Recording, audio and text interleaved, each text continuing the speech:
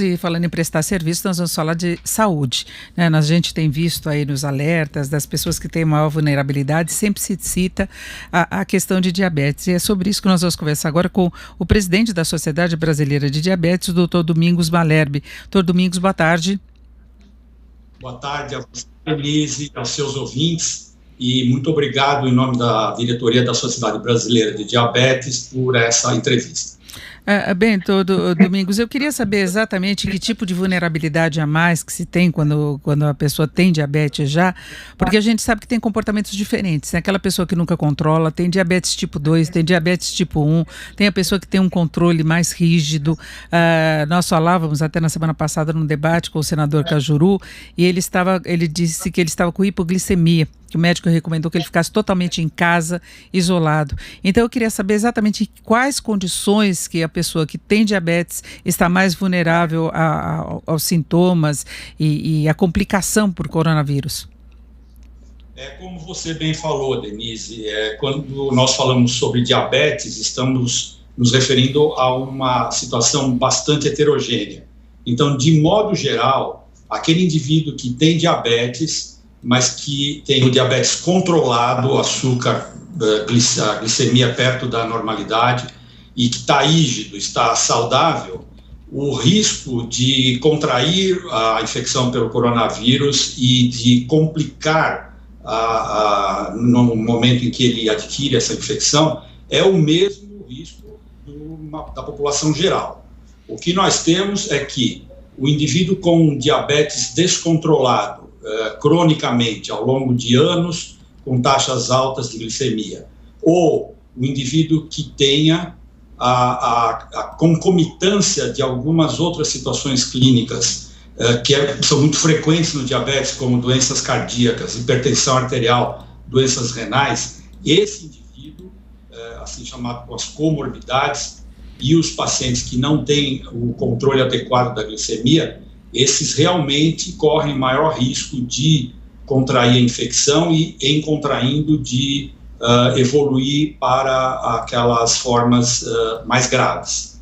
É porque essas condições a que eu me referi, elas conferem ao indivíduo uma deficiência na imunidade geral. O descontrole da glicemia, a taxa alta de glicemia durante muito tempo, ela causa uma deficiência imunológica, e aí é onde entra o aumento no risco. Então, quando tem o controle, não tem essa deficiência imunológica que é o maior risco? Não, essa deficiência imunológica ela é condicionada ao mau controle da glicemia. Digamos, a glicemia, a faixa normal do indivíduo que não tem diabetes seria entre 80 e 140, 150 ao longo do dia. O indivíduo com diabetes controlado, ele fica situado nessa faixa, às vezes um pouquinho mais, a gente considera bom controle a glicemia até 180. Agora, o indivíduo que tem faixas contínuas ao longo de meses ou anos, na faixa de 200 a 250, ele acaba adquirindo uma deficiência imunológica que facilita a entrada e piora a evolução do coronavírus. Agora, doutor, então, com aquele caso que se chama de pré-diabético, ele não estaria mais exposto aos riscos, porque geralmente está numa faixa baixa dessa que o senhor colocou até 180, ou faz diferença para quem já tem diabetes efetivamente e vai tomando medicação?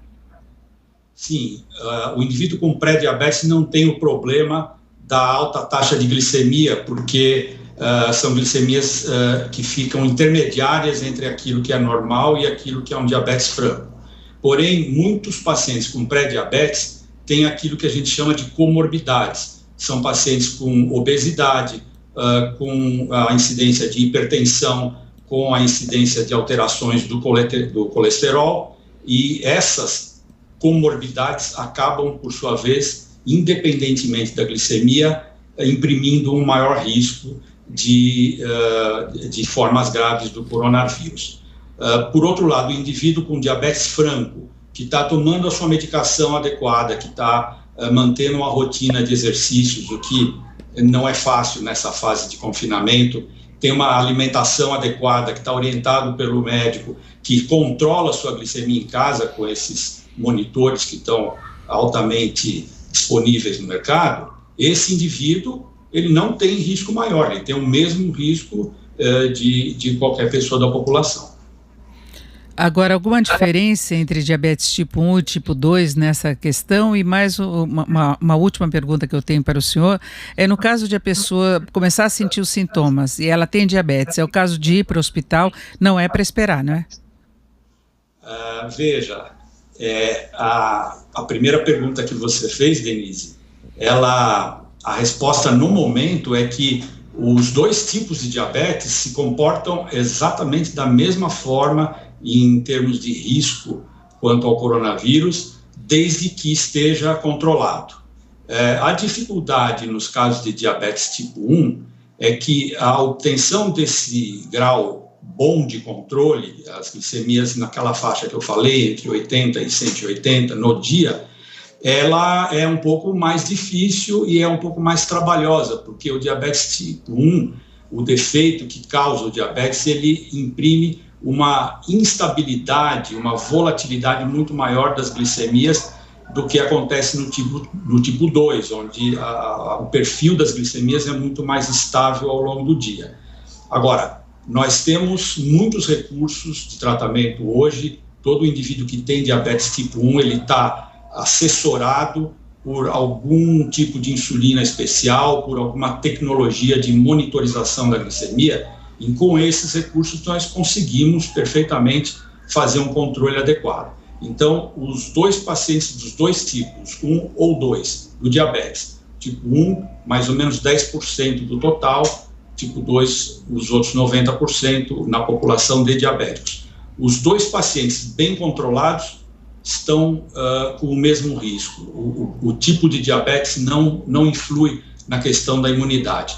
Realmente o que influi é o grau de controle da glicemia. A outra pergunta que você fez, Denise, desculpe... se iria para o hospital o tratamento, inclusive para o risco de o próprio coronavírus produzir uma instabilidade maior da glicemia? Olha, o que nós temos orientado é que o paciente com diabetes evite de ir ao local de atendimento e realmente só procurar um local de atendimento quando algo muito alarmante, muito sério acontecer. Por exemplo, sintomas muito intensos da infecção pelo coronavírus, como febre alta, tosse ou descontrole da glicemia inusitado, o indivíduo vinha bem, de repente a glicemia pula para uma faixa aí de 250, 300.